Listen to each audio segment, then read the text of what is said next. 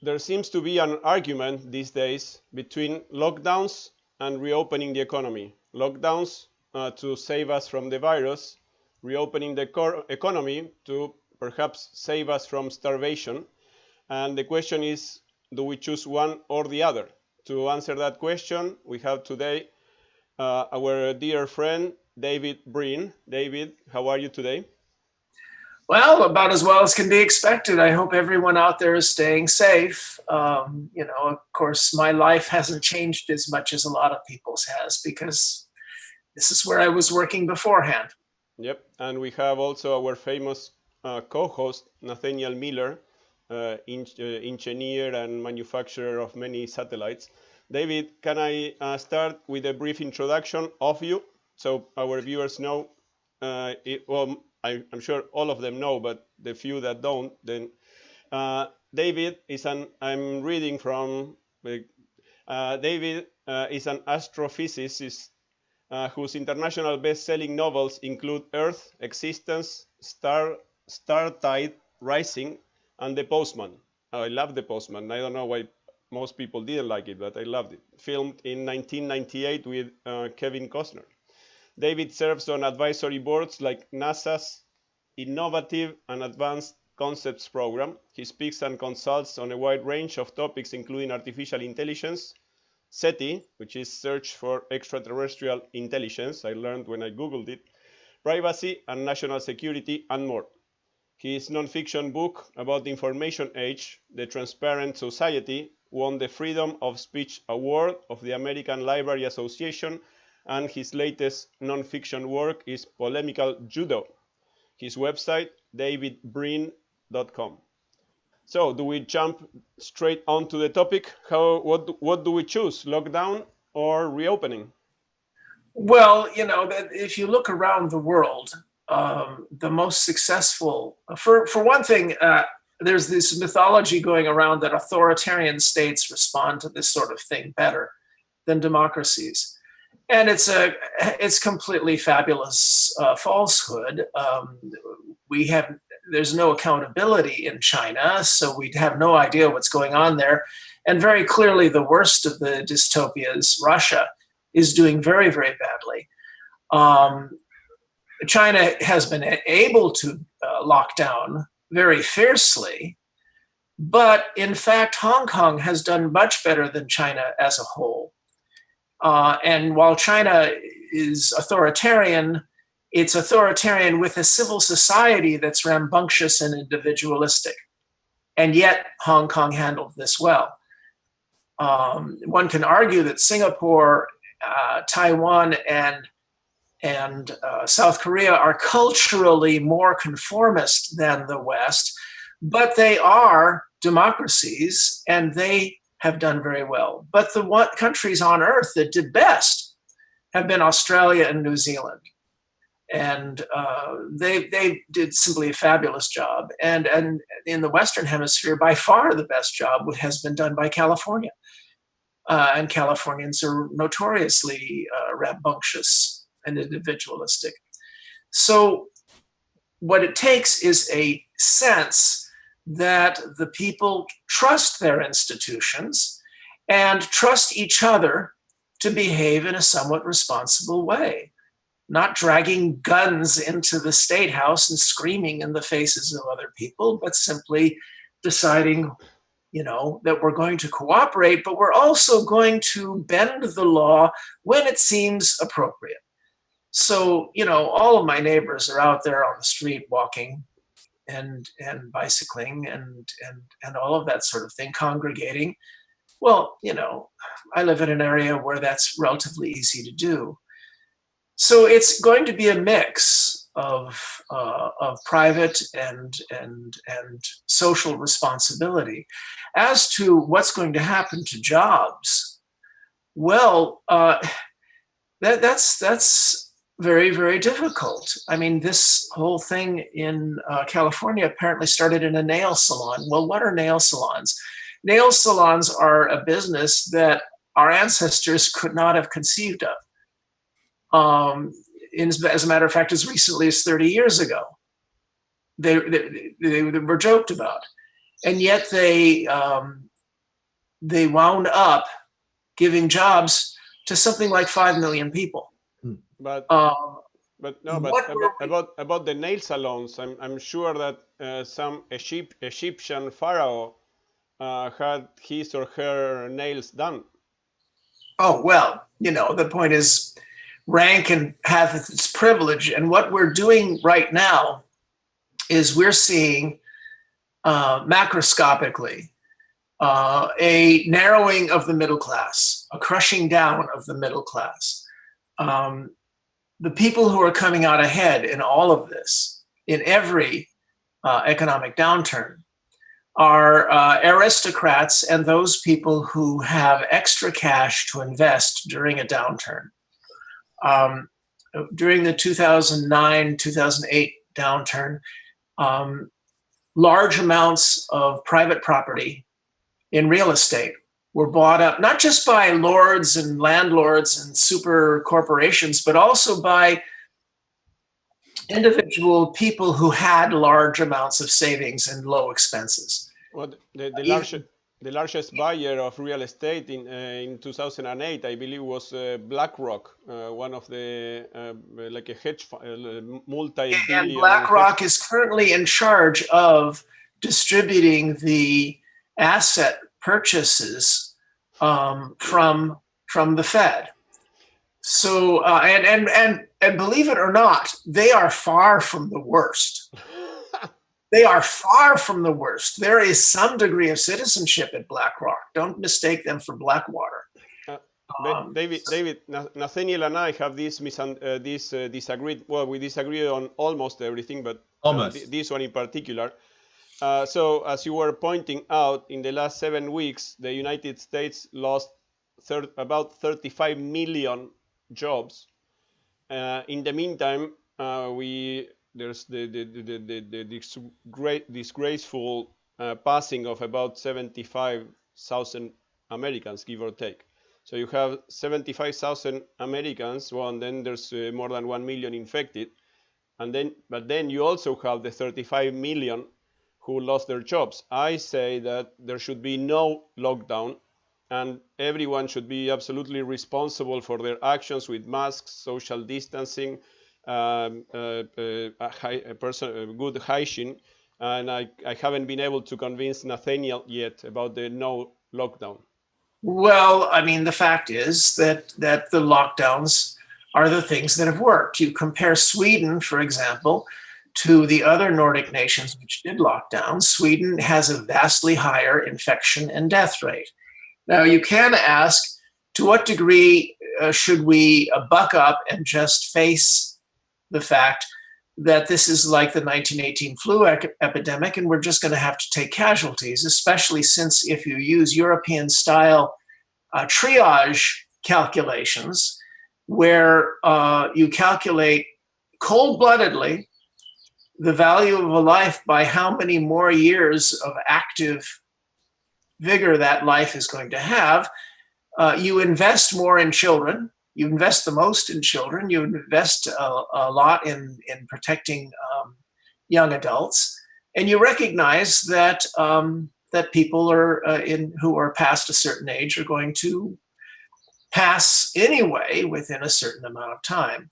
Now, if you were to take that, what I've just said, excise it from this podcast out of its context, I will sound like a terrible human being. But it is arguable that that what's sweeping through a third of the casualties are nursing homes, that this is something that we could have just gritted our teeth and gone through it. Well, we're going to learn a lot.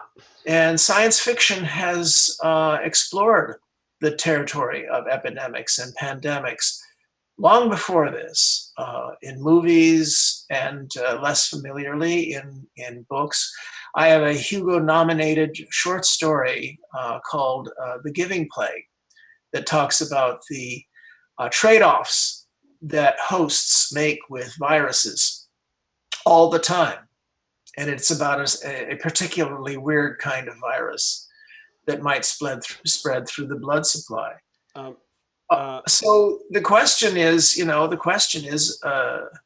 what's good public policy? And I don't think that people would have been taking this anywhere near as seriously as they're going to during the easing off that we're seeing in California first, because the lockdowns worked so well in California. And in a week or two, we're going to start to see it in New York. And I think people in those places are going to behave with great deal of circumspection, because they're grateful to be out. They're glad to be out, and they're paying attention. That's a good point. I don't think they would have otherwise. Nathaniel, I know that you wanted to talk about other things with David, but if you disagree with anything that him or I said about the lockdowns, and if you want to make your case, or if we move on to your more favorite topics, your call. No, I think we just did in the tune-up here and realized that David is 17 years ahead of you, and you're 17 years ahead of me. I think I need to hold that with regard. Now, that being said, David, our look is we're continuing to look for a solution-oriented. We look for practical solutions that individuals can implement. Or I should say, actionable solutions that individuals can implement to improve their lives.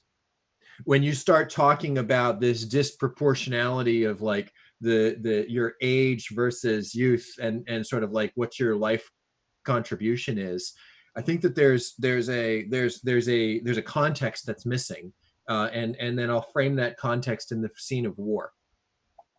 I think everybody can agree that we're in a war, but I don't think many people would say what war we're in. So I will go back to just a short history lesson saying, assuming we're in an aqueous society, then it would be control of the water. If we're an agrarian society, control of the land. You spoke to the aristocrat. If we're in an industrial age, it's control of the energy. But if we're in an information age, it's control of the narrative, where you are a master. What's the role of narrative in addressing the present war that we're in? Well, I think that there are many contexts to this, but the biggest war that we're in is the war over whether or not the Enlightenment experiment will continue. What's very disappointing is that the American Republic, which gave the world the last 80 years of its best 75 years ever in the history of the world, by far, no 1,000 years featured as much human progress as happened during what's called Pax Americana. And what people don't have, what Americans, alas, don't have, is even the scintilla of historical perspective. Right. For example, we have one great advantage of the Enlightenment experiment is the propaganda that's spilled from Hollywood. Yep. And that is, there are 4 positive messages and 2 negative messages that are on almost every Hollywood film.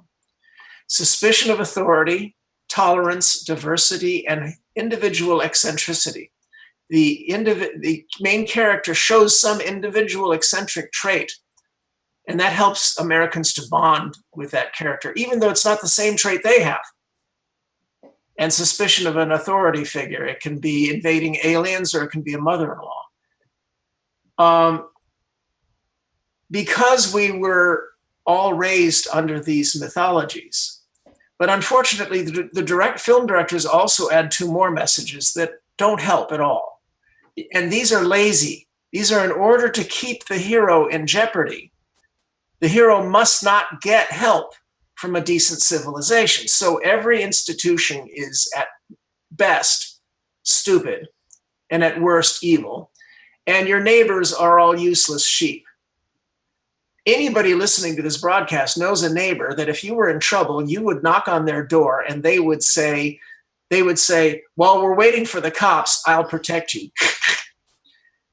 And yet, these 2 bad myths are spread, and suspicion of authority has turned out to be potentially toxic. But David, let me finish this thought. What's happened is that the suspicion of authority that we're all raised under has been narrow tunnel vision focused by malign forces in our society. If you're on the left, you think that we're about to get Big Brother from faceless corporations and aristocrats. If you're on the right, you think we're about to get Big Brother from snooty academics and faceless government bureaucrats. Both are possible failure modes for this Enlightenment experiment.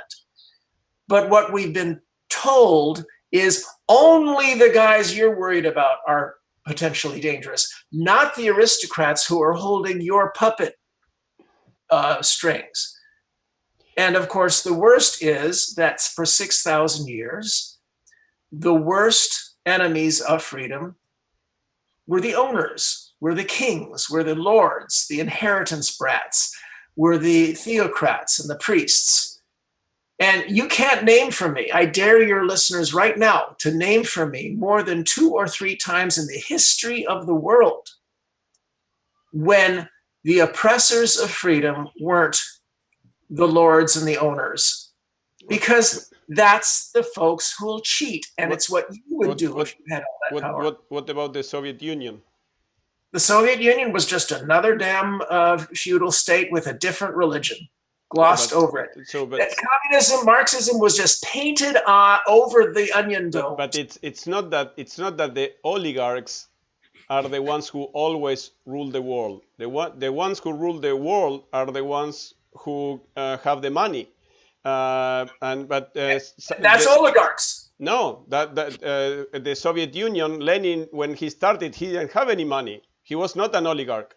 So, but then very quickly, the Soviet Union replicated the Tsarist state. Yeah, but it's not because first you need to be an oligarch to then have the power. It works the other way around. Once you gain the power, then you become an oligarch. When the dust settles, those with the money and the power create a pyramidal structure of authoritarianism. Yep. It's what male humans do. We pick up metal implements and take other men's women and wheat. Yep.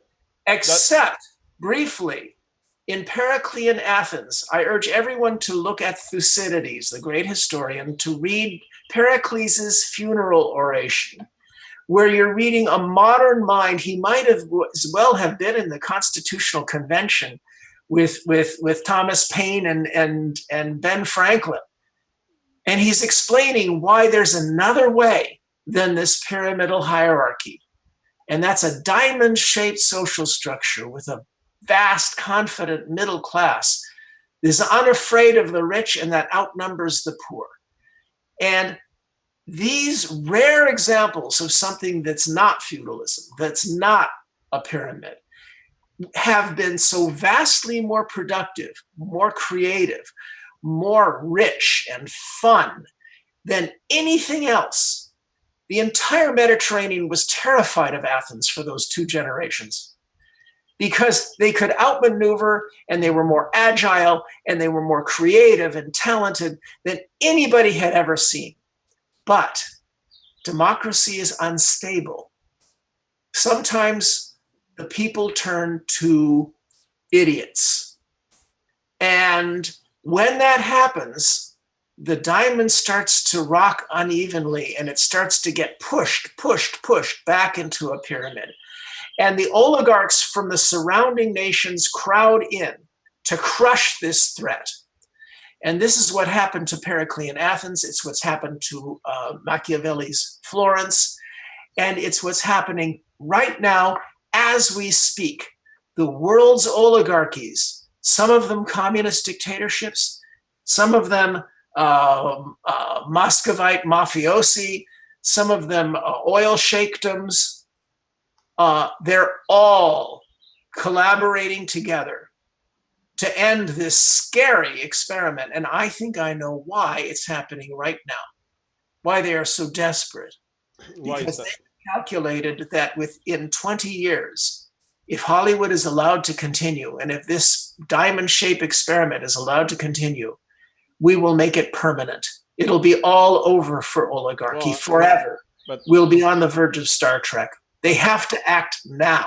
I'm sure in 20 years it will 20 or 30 years it will start, and then it will be permanent forever. Once technologies allow us to the one, in my opinion, the one problem with society for the last 5,000 years is that we have to work to eat, right?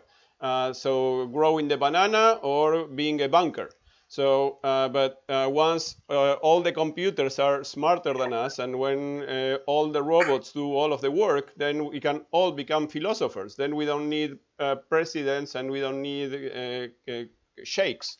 Well, now you're talking about several scenarios for what happens with a technological obsolescence of work.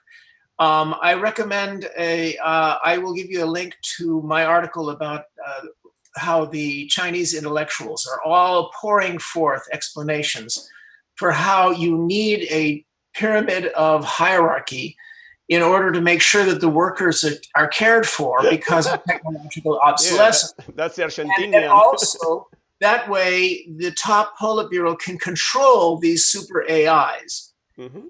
And any American can see the flaw in that. Once the super AIs are at the second level of power, they'll just flip the top level, and that'll be that. So I'll also, if Nathanael will remind me, I'll also provide links to some essays about AI in this regard. Now, Robert Heinlein, in his prescriptive utopia, Beyond This Horizon, forget the first half of the book. All these guys carrying around guns, an armed society is a polite society. Forget about that. And he was glad to push that aside in the second half to show what he thought a beautiful society would be like. And like Periclean Athens and Florence and today, it's not a bunch of lotus eaters. Yes, there is universal basic income. Human needs are socialist. They're taken care of. All children are taken care of. You have a fallback if you try to start a business and you fail, you won't starve, and that makes you willing to take chances. But anything having to do with creativity, like a restaurant or art or anything like that, is ferociously competitive. And that includes politics, because that's the secret of Periclean Athens and Florence and our great world. Adam Smith knew what he was talking about. And that is, you make human needs socialist, but you make human wants absolutely drop-dead competitive capitalist. And that's why our 5 great arenas are so competitive when they should be. And that's markets, democracy, science, justice courts, and sports. Well, two of the three are not competitive, but sure. They're not competitive now because across 6,000 years, the great thing that crushed the creativity in all of those arenas was cheating. Yeah, but that's human nature. You look at number 5, and it becomes very clear, sports. If you were to remove the regulations and the rules from sports and the umpires, for one Saturday, and I mean include the rules of society, including murder, half of the sports stars on the field would be dead. And you can see this in science fiction in the movie Rollerball. But you cannot compare democracy with a soccer game or a football game. Oh, absolutely you can. Absolutely you can, because democracy is also, just like science, and courts especially, meticulous rules prevent the inevitable cheating. No. No. That's why BlackRock got all the real estate, and that's why BlackRock is now. And that is why they first went after the rules. Exactly. So there's no democracy and there's no justice. You just said it.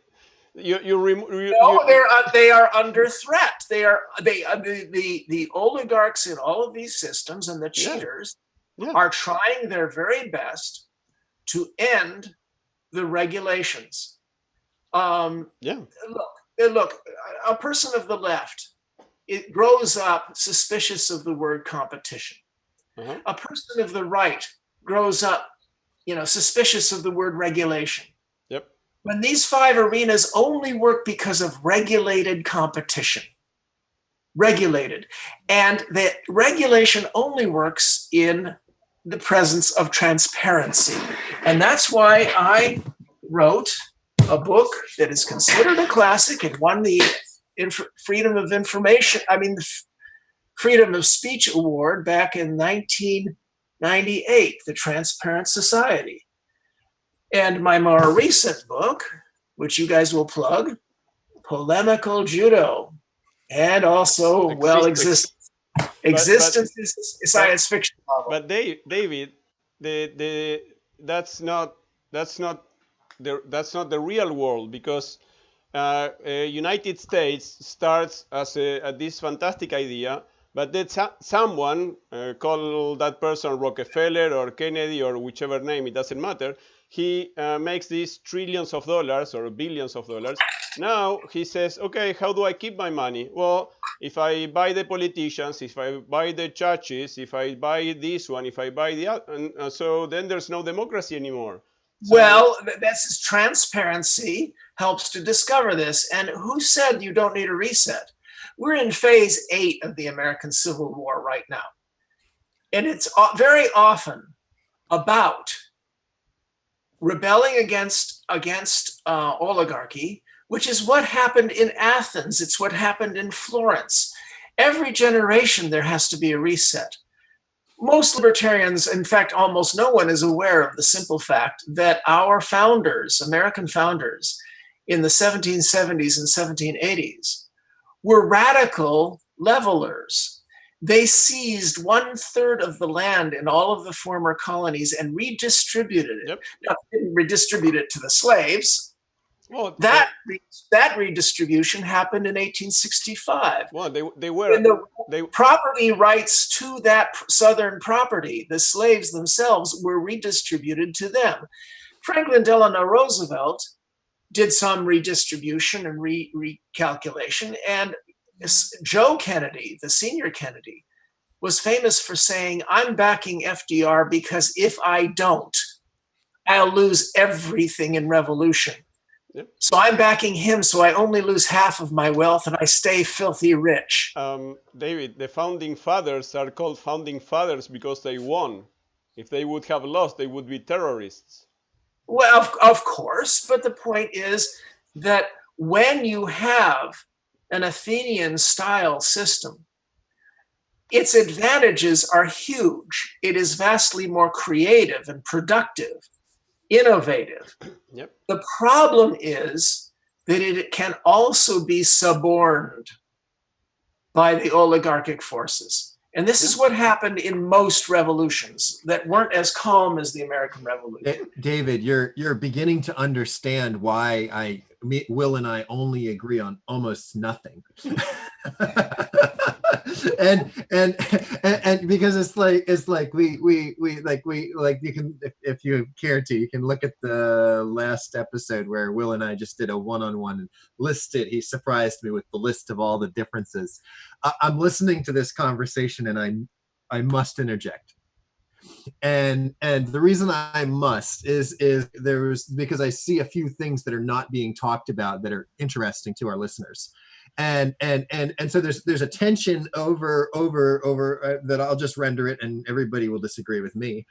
There's a tension over corruption is inevitable and will destroy any government, and so it cycles through. Versus there actually is a sustainable. I love this diamond idea. Right now, this whether either side is right or wrong, we actually can agree that there is a war, and it sounds like.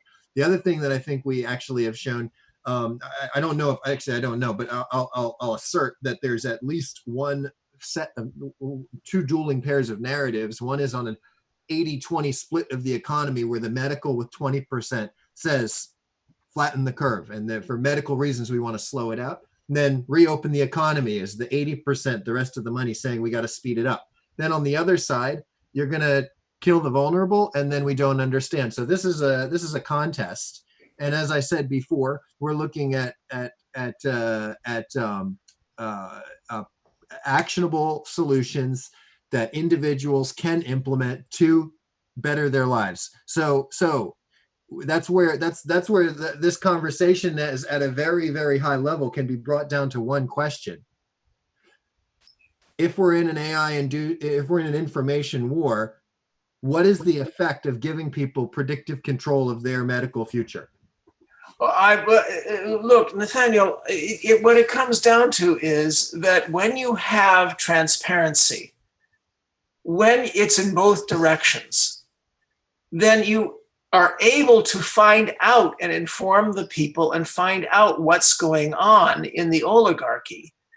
And then democratic actions can take place that do resets, as we've done many times over the history of this republic. We wouldn't have all the toys and the goodies and the freedom to argue about all this stuff if Will's cynicism were correct, because we have done resets. Now, here's a piece of history that I think is terribly important to bear in mind, and that is every time a new information technology came along, always there were transcendentalists and optimists who said, this is going to change everything and make everybody smarter and better. And always there were cynics who said, this is going to make everybody more manipulable and it's going to drive people crazy. They can't deal with this fire hose of information. This happened with the printing press. Most people don't realize that the cynics were right at the beginning. For the first 20 years of the printing press, the principal things produced were horrible religious tracts, which exacerbated the religious wars of Europe of the early 1600s. But over time, books did make the optimists right. They did expand the sagacity and knowledge and capabilities of the average person. The same thing happened with newspapers. The biggest crisis was the 1930s when loudspeakers and radio amplified the human voice to godlike proportions, and very skilled users of these new media hypnotized populations all over the world and took over, and it was very nearly the end for all of us. Is that not happening now with all the proliferation of challenges? Obviously, that's what I was leading up to. In the English-speaking world, we got gifted orators who used radio and loudspeakers very effectively, but they happened to be on our side. Was that a matter of our choice or just good luck? Right now, what we're experiencing is that the cynical forces in this world are manipulating populaces with new technologies that they're not used to yet, that have not delivered yet on the promises of Clay Shirky and some of these other cyber mystics, that it will make us all so much better. And what's more, these things are slamming onto us sequentially again and again and again, faster and faster. And we're about to get augmented reality. So, and I have patents on that, by the way. And so this slamming again and again and again and again of these new technologies that are used by cynical manipulators before the populace can actually start applying them in the more beneficial ways, which always happen more slowly. That's part of the reason why I wrote Polemical Judo, because it's about methods by which some of the sane forces in our society might be able to, lure people out of these Nuremberg rallies, these vacuums, vacuum chambers. Well, now they are called Coachella and other names, but yes. Well, Coachella is a rave. I don't mind that. What I mind is the Nuremberg rallies that are promulgated by Sinclair. In both cases, you are numb, right? Well, yes, but the point is that the Nuremberg rallies were just the surface manifestation of Goebbels' control of the minds of the German people. So I'm not concerned about Coachella. I'm concerned about Sinclair Radio. There are versions of this on the left, but it's turned out that when MSNBC tried to copy the very successful business model of Fox News and become a purely leftist rant center, moderates and liberals just simply wandered away. But David, because of the Roman oligarchs who invented bread and circus as a way to manipulate their middle class, if there was one, I don't know, that bread and circus is still what we have today. We have Coachella and we have basic minimum salaries or whatever. So nothing has changed. And the same oligarchs keep ruling the world. If you look, but as I've said, I can prove to you that there have been at least 6 or 7 revolutionary changes in America since 1776. And these were largely resets that took power away from manipulative oligarchic groups. So each one of those in the book, the fourth turning. Well, the fourth turning is a pile of crap. What happens is that there's a tendency towards transcendentalist teleology that we're all tempted by. And it's why fantasy novels are so popular and fantasy TV, where ingrates who grew up in this wonderful, dynamic science fictional civilization turn to fantasy and wish they could live that life of feudalism and Tolkienism and Star Warsism and Game of Thrones, because it seems more romantic. And fine, that part of it is harmless, but no, what happens is teleology is a temptation where we tend to think that destiny is preordained. Marx and the left have a tendency to have upward sloping teleologies. Things are inevitably destined to improve along the narrow path that we prescribe. The right always dives into cyclical teleologies. Hitler had the Horbiggers, moons, and things like that, going in cycles. Right-wingers love cycles. There's this horrible thing called the Tytler calumny, Tytler, that nations inevitably go through stages of decadence where they crash and then they get vigor and then they rise up again. There are no examples of this anywhere in the history of the world, but if you go back in history in the United States, every 80 or 90 years you have a cataclysm. Not. Yeah, you have a pile of extremely easily refuted bull crap. And it is pushed by guys like Steve Bannon, who want to be the leaders of this new crisis. And without them fomenting, and backed by Putin and the Saudis and Rupert Murdoch fomenting the crisis, it never would have happened.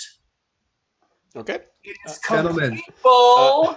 Gentlemen, I will happily take wagers on this, $1,000 wager. It is a magical incantation.